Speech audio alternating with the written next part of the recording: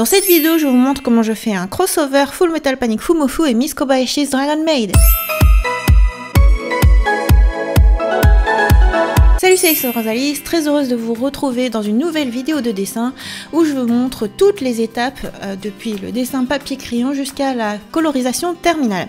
Donc je commence par juste un papier-crayon et je pose des traits de construction. Donc je vous montre vraiment tout, y compris le brouillon de départ où je ne fais que poser mes repères, créer la composition, donc placer les personnages puisque là il y en a deux et à peu près leur pose.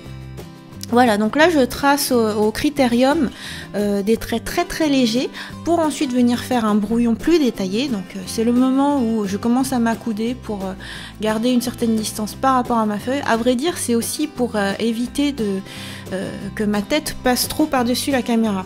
Enfin, comment dire, que vous voyez pas trop ma tête, on aperçoit mon nez des fois.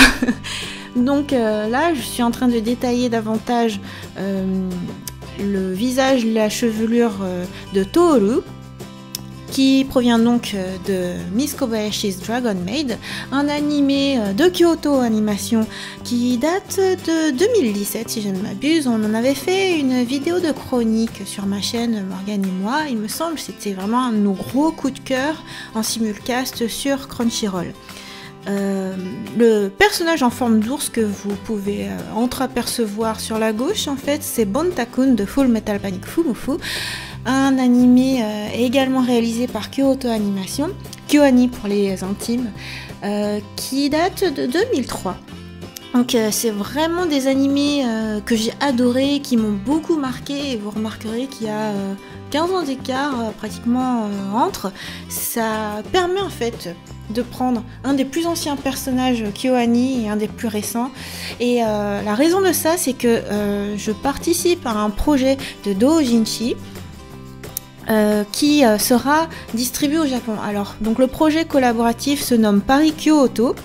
Et en fait, les recettes des ventes de ce doujin seront reversées au studio d'animation suite à la tragédie qui l'a frappé en juillet 2019. C'est un des attentats les plus meurtriers du Japon depuis des décennies, vraiment grave. Et en tout cas pour tout le monde otaku, c'était vraiment un truc de ouf, quoi. Donc trop envie de leur transmettre plein d'amour et de soutien. Et donc ce doujinshi sera vendu au Comiket d'hiver, le Comic Market à Tokyo, sur le stand Onigiri, le cercle de Dara. Donc entre temps, j'ai bien avancé mon croquis. Là vous voyez que j'appuie à fond par rapport à tout à l'heure où je faisais tout petits traits. Là j'ai appuyé à fond. Pourquoi ça? Parce que maintenant je passe à la mise au propre, qui est tout simplement en mettant une feuille par-dessus mon brouillon. Donc il fallait vraiment que je puisse bien voir à travers. Donc je dessine juste sur des feuilles. Alors d'habitude je peux prendre des papiers, comment dire, des feuilles imprimantes.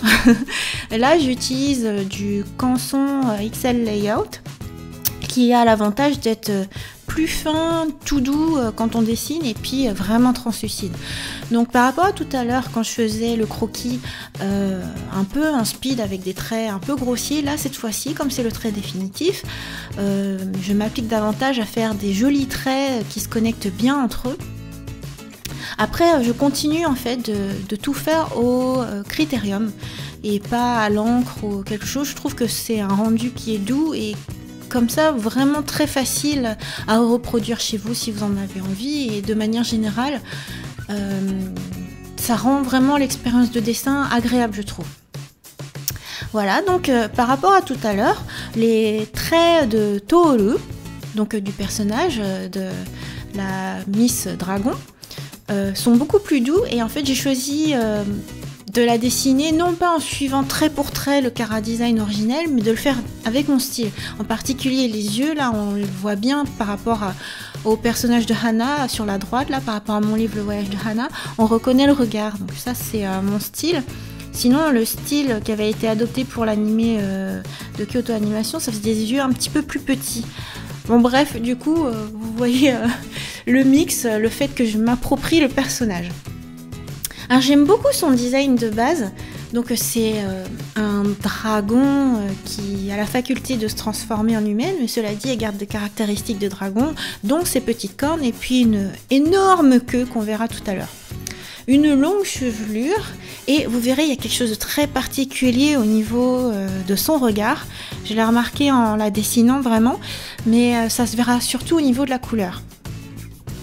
Voilà, donc une petite pose très mignonne, un peu en mode jeune fille kawaii qui enlace un nounours, mais en fait quand on connaît les personnages c'est vraiment pas du tout ça quoi.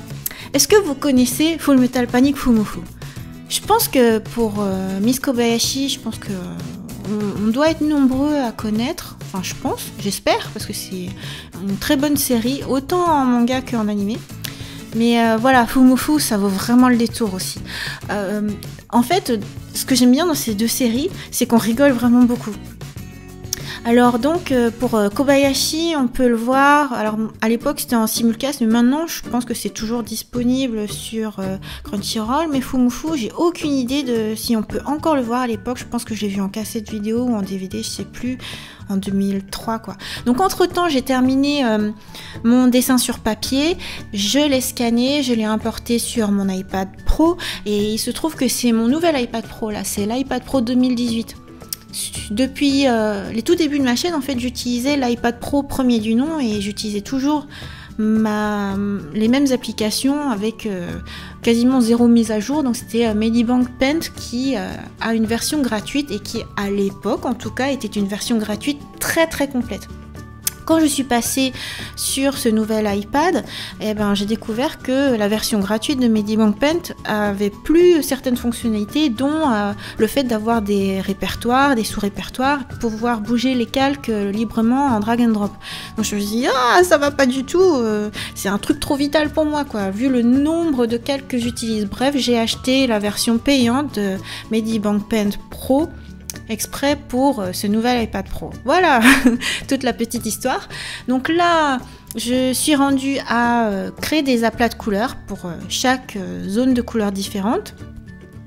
Je fais un peu toujours pareil sur toutes mes illustrations, hein.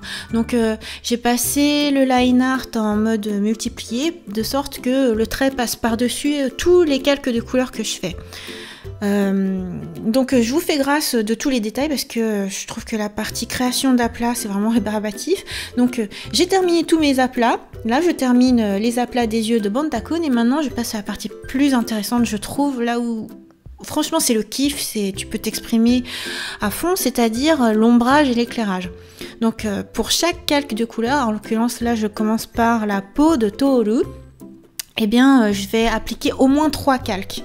Donc le calque de base qui est la couleur de base, là la couleur de chair, ensuite un calque par-dessus qui est l'ombrage, un peu plus foncé en mode multiplié, ensuite un calque vide où je vais venir tracer du blanc et passer en mode ajouté pour mettre de la couleur. En l'occurrence pour cette illustration je vais aller plus en détail, je m'applique. Je vais utiliser au moins 6 calques pour chaque zone. Donc pour la peau, là je pense même que je vais en utiliser 8 parce qu'il y a les petites pommettes roses. Voilà, donc pour chaque zone de couleur, pour chaque couleur en fait, c'est le travail que je vais faire. Après, qu'est-ce que je voulais vous dire? Alors, entre-temps, il y a eu des choses qui se sont passées dans la vidéo, hein, parce que entre la partie je dessine sur papier et la partie j'ai terminé de faire les aplats de couleurs, en fait, il y a des choses qui ont changé. Donc, par exemple, je suis partie chercher un gant, parce qu'au départ, je me disais, bon, c'est une des premières illustrations que je fais sur le nouvel iPad Pro 2018 en vidéo, et je voulais vous montrer que, du coup, la détection de la peau était meilleure. Mais il se trouve que, à un moment, mon petit doigt a dit de sauter d'un calque à l'autre, alors que je le voulais pas, je voulais continuer de dessiner sur le même calque. Donc du coup, je suis allée chercher mon gant que j'ai découpé au niveau des 3 doigts tactiles. En fait, c'est juste un gant à 100 yens, c'est un gant de jardinage que j'ai acheté au Japon et que j'ai découpé, donc joyeusement, pour pouvoir l'utiliser là. Et aussi, j'ai un pansement Evangelion Nerve au niveau du majeur, parce que au moment où je fais cette illustration, et ben c'est le lendemain de ma découverte du HBX Boxing. Et en ce moment, je suis à fond, là, j'explore plein de salles de sport, j'essaie plein de nouvelles disciplines, c'est pour étendre mes horizons. Mais par contre, alors le boxing, j'y suis allée à fond, je me suis bien éclatée, hein. En gros, c'est comme du HIIT, c'est de l'intervalle training à haute intensité, mais aussi avec un sac de boxe et des gants de boxe. Et ben, il se trouve que j'ai tapé bien fort, je suis rentrée, j'avais les doigts qui avaient du mal à se fermer, qui tremblaient un peu, et surtout j'avais des éraflures et puis des rougeurs un peu partout. Donc, c'est là que je me rends compte que faut pas trop que je joue avec mes doigts parce que c'est mon instrument de travail en tant qu'illustratrice, quoi. Donc je vais plutôt continuer de faire du air boxing en faisant du body combat, c'est très bien. De toute manière, ma grande passion en ce moment, c'est le body jam. Yes! C'est trop cool. Ça prend bien des calories. Donc j'ai bien avancé la colorisation entre temps. Donc là, vous l'avez bien constaté, hein, le fait que je vous dise au moins 3 calques, voire 6. Là, vous voyez sur la droite, là, sur les calques que je gère, il y a la grosse zone qui correspond au bleu de la robe. Ensuite, il y a l'ombrage. Puis un éclairage, et en fait je l'ai fait 2 fois, voire même un peu plus, pour venir éclaircir un petit peu la robe, parce que sinon ça faisait un peu sombre, et qui impacte également son bandeau, puisque c'est la même couleur. On passe maintenant à la grande queue de dragon. Donc vous l'aurez peut-être remarqué, mais au niveau du trait, du line art, puis même du croquis, en fait j'ai pas tracé les écailles. Donc je viens le faire au moment de la couleur. Alors j'ai tracé 4 lignes d'abord pour venir délimiter un petit peu, faire des repères, et ensuite venir faire les écailles en suivant ces lignes. Et ensuite, il suffit de mettre de l'ombre et puis rajouter des toutes petites touches de couleur, toutes petites touches de lumière pour bien montrer qu'il s'agit d'écailles. Mais j'adore faire ce genre de petits détails qui se suit dans une certaine logique, tu vois, un peu des écailles, ou alors les nageoires de sirène et tout ça. J'adore ça, je trouve que c'est trop beau. Ou même les tresses dans les chevelures. Donc voilà pour ce qui est du personnage principal ici. Qu'est-ce que je voulais vous dire d'autre? Ah oui, alors, donc, cette illustration en tout cas, bon, j'espère qu'elle vous plaît. En tout cas, j'espère qu'elle plaira aux animateurs de Kyoto Animation. En fait, j'ai choisi ces 2 séries-là parce qu'elles m'ont vraiment beaucoup marqué. Mais Full Metal Panic Fumoffu, vraiment, si vous avez l'occasion de regarder, je vous la recommande. C'était un moment assez charnière de ma vie et un moment où je me disais je voulais profiter de la vie et pas trop me prendre en sérieux. Parce que en fait, j'étais vraiment dans ma phase où j'étais salariée et je voulais me lancer en tant qu'illustratrice, en tant qu'artiste. Et Fumoffu, ça m'a fait un bien fou, mais j'ai trop rigolé et c'était un gros délire avec Axel Terizaki. Peut-être même plus avec lui qu'avec Morgane d'ailleurs. Et pourtant, je crois que c'est Morgane qui m'avait prêté ces DVD ou cassettes vidéo, justement, j'ai un trou de mémoire là-dessus. Mais ouais, c'est drôle. Et du coup, Kobayashi, en fait, Miss Kobayashi's Dragon Maid, c'est un anime qui fait plutôt tranche de vie, même s'il y a une touche de fantastique puisque c'est un dragon. Mais tu te retrouves plongé dans le quotidien japonais, c'est un peu peaceful, c'est vraiment agréable. Et Full Metal Panic Fumoffu, d'un autre côté, tu pars d'un pitch de départ, c'est-à-dire Full Metal Panic tout court, en fait c'est hyper sérieux, ça fait une ambiance militaire et tout. Et Fumoffu, mais c'est le délire complet quoi. Et tu vois le nounours à côté, la Bantakun, tu te fais « Ah, il est trop mignon !» T'as envie de le caresser presque, toi t'es « Fumoffu !» Il est tout mofu. Et... mais en fait, tu te dis même pas quoi que c'est genre une armure qu'il peut dégainer une mitraillette et vachement bien visée. Et puis tu vas te retrouver avec des personnages qui ont des têtes de cheval et tout. Et limite, je me souviens presque plus de toute l'histoire, enfin du détail des épisodes, mais je me souviens de détails comme ça. Mais même quand j'en parle là, j'ai trop envie de rire. Enfin voilà, c'est vraiment une sacrée époque. Pour un peu, en fait, j'aurais bien inséré un personnage de Lucky Star. En fait, j'ai un peu hésité, mais je me suis dit, là, t'as une grosse amplitude temporelle, quoi, entre une série de 2003 et une série de 2017 et d'ailleurs je crois qu'il y a une saison 2 qui est annoncée, donc ça ferait genre 2019-2020, enfin voilà, ça fait vraiment une des premières séries Kyoto Animation et une des plus récentes, c'est cool. Voilà, donc pour ce qui est de Tohru, là j'en suis à la colorisation de sa chevelure. En fait j'adore sa chevelure parce qu'elle me rappelle beaucoup celle de Hana, vous la voyez sur la gauche là sur mon livre Le Voyage de Hana. En fait elle a une chevelure qui est blonde. Attends, je suis en train de parler de Tohru là.